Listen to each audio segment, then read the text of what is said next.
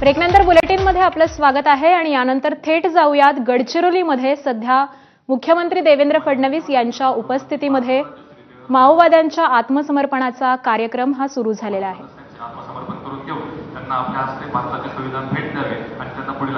माओवाद्यांचा मोर्चा असणारा भूपती आणि त्याच्याबरोबरच एकूण 60 माओवादी हे आज आत्मसमर्पण करणार आहेत आणि या औपचारिक कार्यक्रमाला मुख्यमंत्र्यांच्या उपस्थितीमध्ये आता सुरुवात झाली आहे।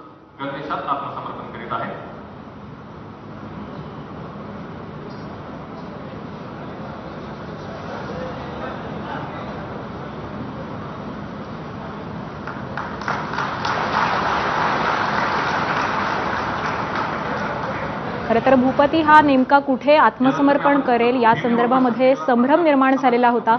तेलंगणा, छत्तीसगड, महाराष्ट्र अशा वेगवेगळ्या ठिकाणाची नावं समोर येत होती, परंतु अखेर त्यांनी महाराष्ट्रामध्ये हे आत्मसमर्पण करण्याचा निर्णय घेतलेला आहे आणि आज एकूण 61 नक्षलवादी हे पोलिसांसमोर सध्या आत्मसमर्पण करत आहेत।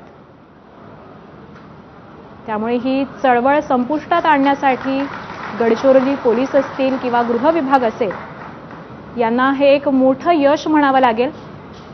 आता मुख्यमंत्र्यांच्या उपस्थितीमध्ये हे सगळे माओवादी एक एक करून आपलं आत्मसमर्पण करत आहेत, आपल्या हातातली शस्त्र ठेवत आहेत।